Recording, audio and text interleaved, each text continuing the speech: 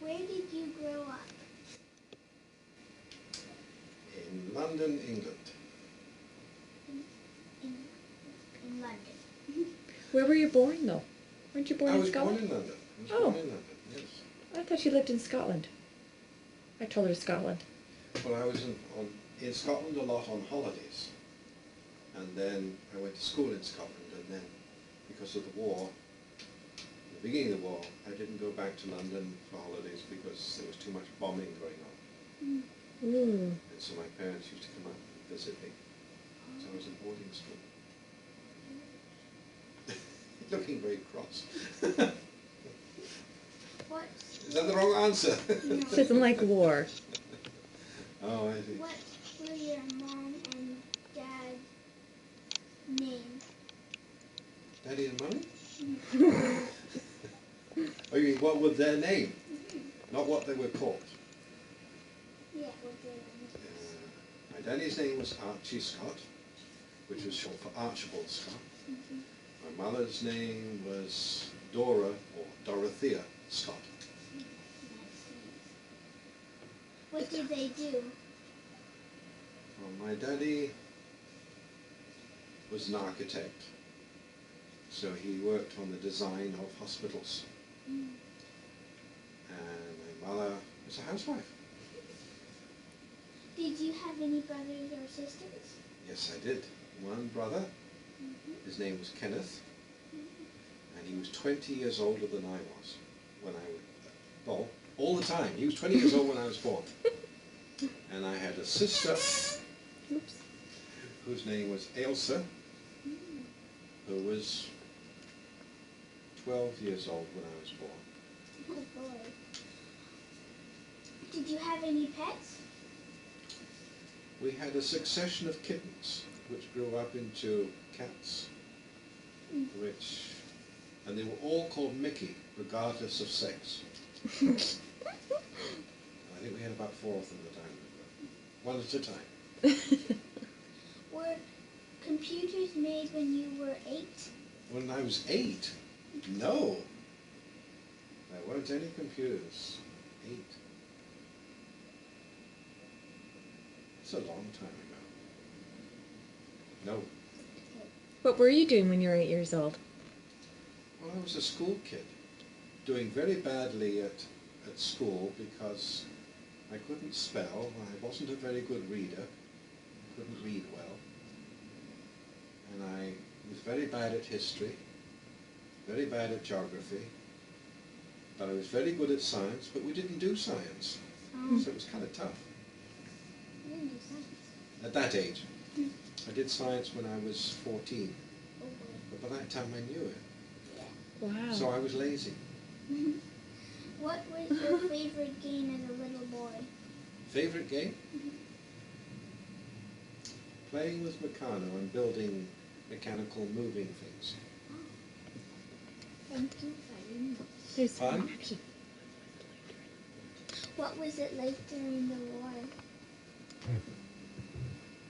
Well, I can't say it was fun, but what I mean is we knew that there was a war on, but because we were so young, we didn't really worry about it. Our parents worried about it, because terrible things were going on. But it was just the way it was. There was a shortage of food, things were rationed, but I didn't know any different. How old were you when the war started, Dad? Fun?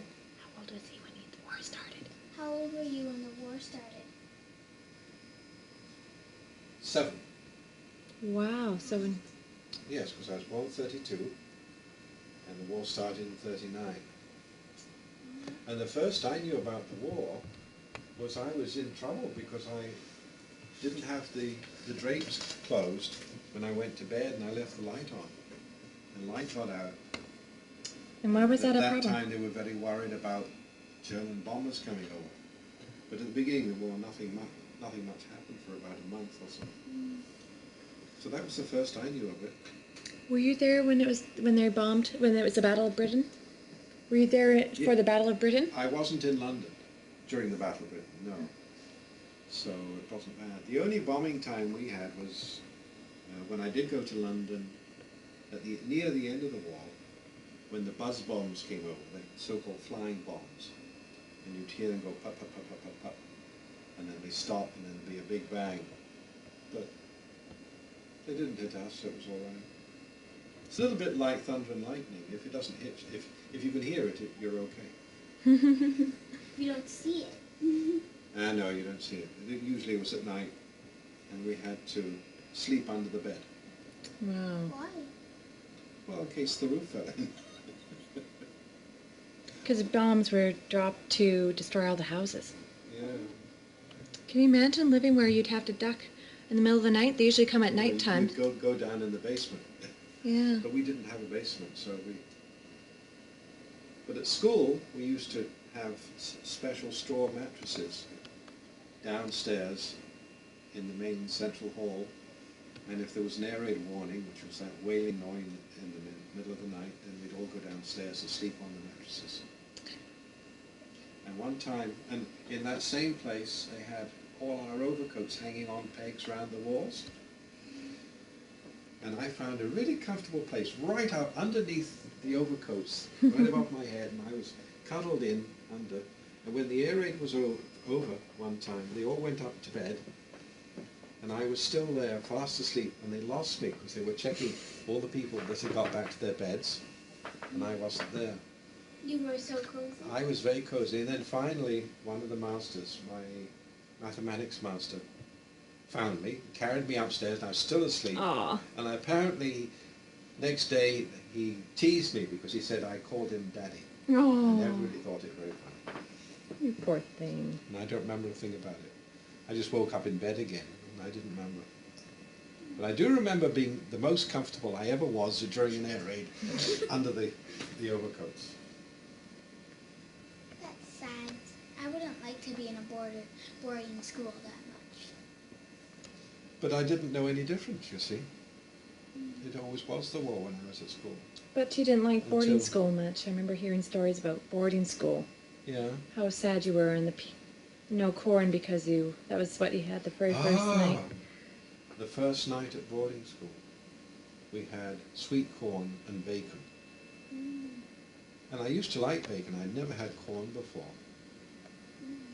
And I was so unhappy because that was the first night at school away from my parents. And I was very lonely. And so I always associated that taste with being unhappy. So therefore I never liked corn. And for 6 weeks afterwards I didn't even like bacon. But I got over that. I love bacon. Are you Especially the crispy bits you used to get before the war. Are you okay for a few more minutes, or do you want to have a rest? No, go on. Okay. Would you mean there's describe? more? Well, I'm getting interested now, and I figured might as well get this. You need some more? Oh, dear. Some more? You want some more? No, some more. Okay. Well, what was your house like? Did you have a? What was my who? Your house like? I remember where you grew up. You used to have a nanny or something, didn't you? It was a 2-story house, and it was a semi-detached house. And my girlfriend lived in the house next door. We used to play together in the garden. We used to play tennis with apples. How? Well, you hit them. If you hit them too hard, you got squashed apples, so you had to get another apple. Instead of a ball, he'd use an apple. Yeah. We used to smash these apples all over the place. And I had a bedroom upstairs. But now, and I've been to England since about 5 years ago, that house has been converted into 3 flats. Wow. That is 3 apartments. Even the peak at the top of the house is an apartment. And all we had there was a water tank. Oh my goodness. And did you have a nanny? I saw a picture of you with a nurse. I had a nanny. Nanny. How long was she there for? Just for the first few years? What I can remember. Right up until until the beginning of the war. This was before the war. And then I went to school in Scotland, because we happened to be in Scotland when the war broke out, and so they decided that I should stay in Scotland at school. Did your brothers and sisters stay with you? Did I who? Did your brother and sister stay with you? No, my brother was in the army, and he was in India, in the Royal Engineers, building bridges, pontoon bridges or something. My sister was in the forestry department counting trees. With a little thing going click, click, click, click. Really? Walking along, watching trees go by, you know, click, click, click. Wow. So, sorry, go on. Did your parents go back to London? During the term time, yes. When I was at school, my parents went back to London. Why didn't they take you with them? Because that's where the bombing was. Oh. During the Battle of Britain, there was a lot of bombing in London. So they sent the kids And away to so be safe. People were discouraged from taking children back to London during that time. Oh. That's sad. That's sad, eh? Yeah, what? Don't cry. Just hate to think that would happen now. So that's why I lost all my hair. Okay, on to happier times. All right. So now, Dad, was that Fettes College that you were in Scotland? What was that? Was it Fettes that you were at then, or is that later? The first school was called Larchfield in a little town called Helensburgh in Scotland. Was it nice? And it was a very, very strict school. Very strict. And the headmaster, his name was Mr. Clark. We used to call him Nobby Clark. He was an old guy. And many years later, when I went back to visit, it was taken over by another headmaster, and his idea was there should be no rules anywhere. Anybody can do anything they like. Come to class, don't come to class, doesn't matter. And he loved cats, and there must have been 30 or 40 cats in his living room. The place was overrun with cats. So I bet you wished you were in that. No, one day was enough, just visiting. Oh, it was too wild. But it turned out it was during the holidays when I visited, so I didn't see any of the boys that day. But it was so strange when I heard that there were no rules, because we had rules. And that I was at that school up to the age of 12, and that was the end of the war in Europe. Then I went to Fettes in Edinburgh, and within a short time it was the end of the Japanese War. Oh, so then you went back to London? Oh, I was able to go back to London towards the end of the war because there wasn't nearly as much bombing. They started, and the flying bombs didn't count. They started to drive the German forces back into Europe, and then. But then they started up the flying bombs, but we said, "Up to heck with it." Just go under your bed. They were just, yeah, that's right. Oh, if you get hit, tough. You never know about it. Fettes College is where Sean Connery used to deliver milk with his father. Oh, yeah. Sean Connery used to deliver milk to our school. Who's Sean Connery? So, famous actor. He was doing it at the time I was at that school. Yeah, that's I neat, don't isn't it? remember him very well. He certainly doesn't remember me.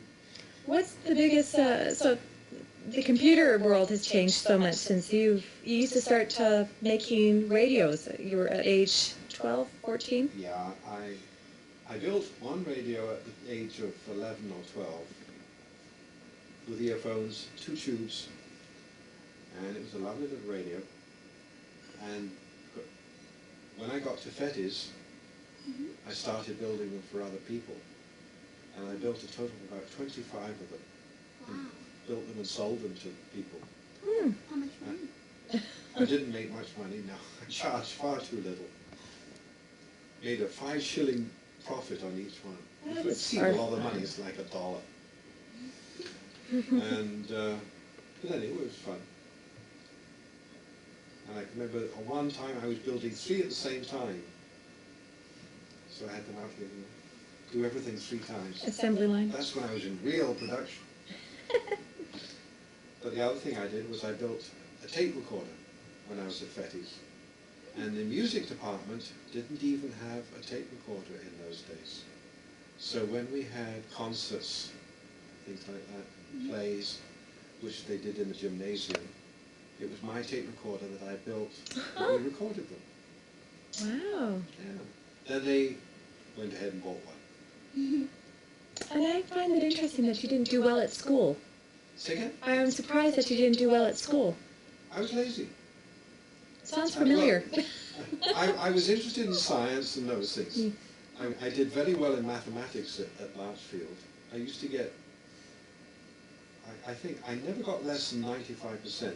I usually got 100% in math, in arithmetic, Excellent. algebra and geometry.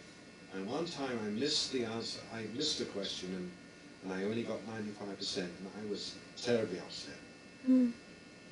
And the master who corrected it was very upset too because he realised what had happened, but he couldn't change it. But when I got to Fettes, then we did do science. But because an awful lot of it I already knew, it was very embarrassing. I didn't work very hard, so I was a bit lazy. Until you got into university, didn't you do well until you got into university, you did quite well there. London University? Oh yeah, university, yes, because that was electronics and I knew quite a bit about electronics at that point too, just from practical.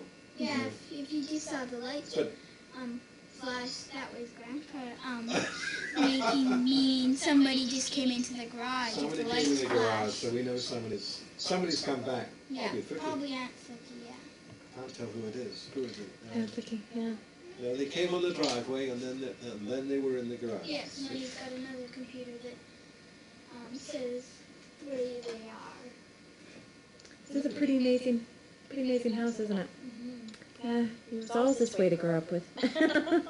And if you're like away, and if you come into the garage and the lights are and if the light flashes in the garage, it doesn't mean you're home. It means that there's a phone message. Right. So he's really been doing a lot of technology. Oh yes, and Grandpa loves Mad About. He likes to see Mad About You. So when it's time for Mad About You, his computer tells him 5 minutes to Mad About You. I think it goes on the voice or that voice thing. That's right. So 5 days a week that happens.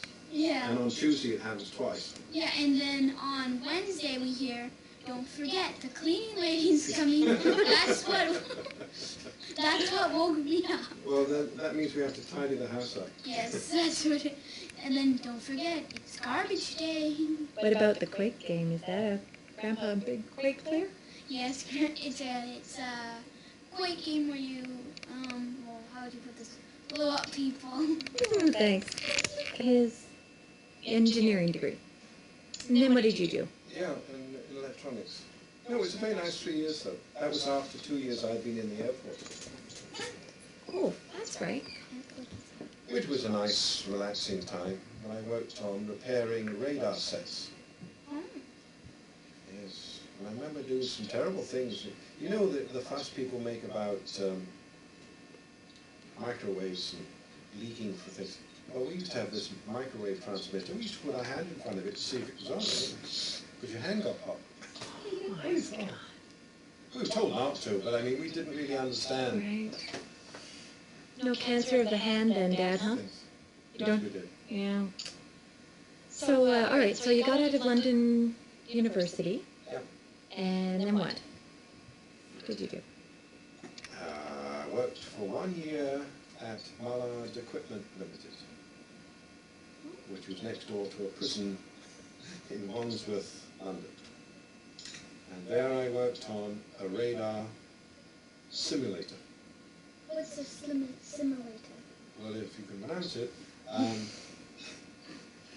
we had a tank of water, about this big, about this deep, and inside the tank of water we had a map, pretend map, made out of sand and little chips of stone, glued to a piece of glass, and then a little crystal, piezoelectric crystal, circling around, sending ultrasonic waves into the water, and the reflections came back, went to the radar set, and so you could get the appearance as if you're flying over a piece of countryside. Wow. And it was an H2S Mark 9 radar simulator.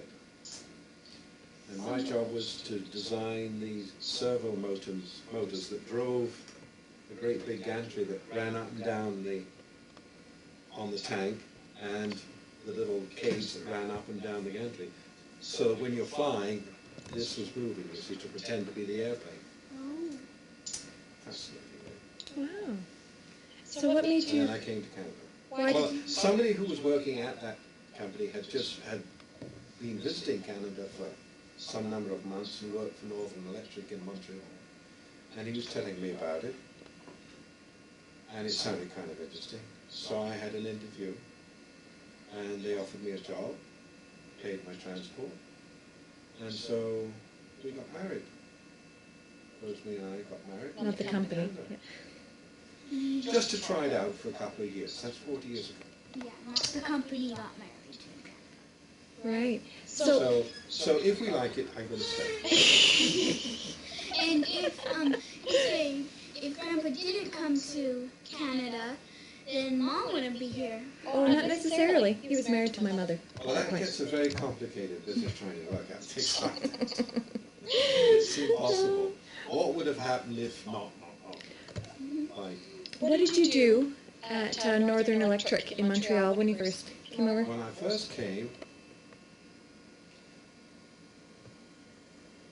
what did I work on? A power supply for something. And, oh yes, I designed a paper tape controlled test set for testing large switching, telephone switching frames, which were big things that used to have lots of relays on them, make a terrible noise clacking away. In the old days, automatic telephone exchanges were very noisy with clacking relays. And to test these things, which they manufactured, I designed a thing called a Cerberus test set. It had paper tape with all the instructions on it, what to connect, where to apply voltages and where to measure voltages and so on. And it was a huge thing. And they made several of them, even after I left. But anyway, it was quite obviously I was a frustrated computer type at the time, designing this thing. So computers were... They were beginning. There were a few computers around, yes, tabulating machines, punch card machines. And then I came across a company called Royal McBee, who used to supply business forms. And they had a cute system of sorting cards by putting a knitting needle through some holes. And if the card had a hole on it and you lifted it, the card would come up. But if you cut open the top of the hole and you lifted the thing, the card would stay down. So you had this cute sorting mechanism by threading this needle through various positions, and you could sort cards. Anyway, they were also marketing a little computer called an LGP30, which had about 110 tubes in it, had a memory, 4,096 words of memory. That was all. Drum memory. It could do a floating point division in about a quarter of a second. Which was just astounding then, right? I mean, it was amazing. Oh, Back in those days. Yeah, I suppose so. It was one of the early office computers, small ones. And then at one time when we lived in Montreal, I had one in my basement. I was probably one of the first, if not the first person to have a computer in his basement in Montreal. Wow. Certainly in a machine, and definitely on a Wednesday. And Grandpa now does work with computers. That's why he has 4 in this Well, one. I think the word work is stretched. I play with them. He has played Quake a lot with them. So, okay, But I so, was the first to have, when I got kicked by a horse and I lost my spleen. Well, they took it out. I didn't lose it, but they took it. And I was off work for 6 weeks at home, and they gave me a teletype at home, connected to the computer through a telephone wire. And I used to work at home for about 6 weeks when I was recovering. So I was the first to have a terminal at home. what year was that? Northern Telecom, or Bell Northern Research, as it was. Okay, Dad, we've gone from, this place in Montreal. You saw a place that made business. Oh yeah, You went from that and you skipped. We need to know how you got to Bell Northern. Oh dear, yeah, well, Royal McBee Computing End got taken over by General Precision, so then I managed a little office of about 4 people, including myself, in office. in Montreal selling or renting these computers. As I say, I had one in the basement then. And then that company was taken over by Control Data, which had bigger computers. And there was a big installation up at the University of Montreal, 3100s, as they were called, the kind with the big tape drives, you know, the kind of thing you used to see in movies. She's never seen them. No, yeah, that's right. Wrong person. I saw them. And then one of the customers, or potential customers for one of the Control Data machines, was Bell Northern Research in Ottawa, so I'm doing a lot of travelling backwards and forwards, helping out the sale of that. And then after that was installed, I eventually decided I'd like to move to Ottawa, and they offered me a job, and so I worked at Bell Northern Research in the computer department, and had a wonderful time. I had a wonderful time all the time. It just ended, bloomed. How many people were working at Bell Northern Research when you started? Probably about 500 or so. Oh, that's really big. I don't honestly know. Not many. Not very many. But it's expanded since then. And where I used to park my car is a huge building. You used to take us to feed the ducks. Kept building into parking lots. I have to walk a long way now. Okay. All right, so then you retired from Bell Northern Research 5 years ago? 10 years ago? 6 years ago. It's 6 years since I retired. But even about 14 or 15 years of my last 14 or 15 years at Bell Northern Research, I didn't have an office at B&R. I just had an office at home. My sister's bedroom, yeah. So I was one of the first telecommuters. Yeah. That was a big deal then, I remember that. Oh yes, and they were very interested to see how it worked out and how much, what were the problems. So that suited me very well. I enjoyed it. Dad used to get up at 2 o'clock in the morning to go to work. Oh. So you're happy to work at home now? Very much. Well, I don't work now. I only play. Okay, well, happy to play at home? Oh yeah, I play now. Yeah. Then it was work, now it's play. All right, so one more thing about your childhood, Daddy. What was one of your favorite childhood memories? Can you give us one?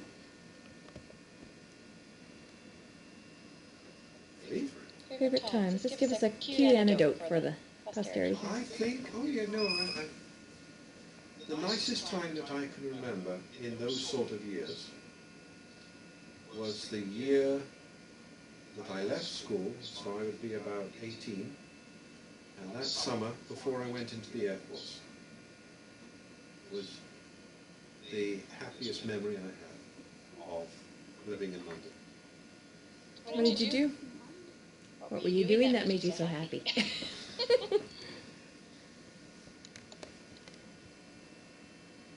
Something about the weather, it was something about relaxing, knowing school was now finished, and the next thing after the Air Force was going to be university, and I was looking forward to it. It was nice. And it was just part of the growing up process, had more control over myself, Golden what summer. I could do, and it was nice.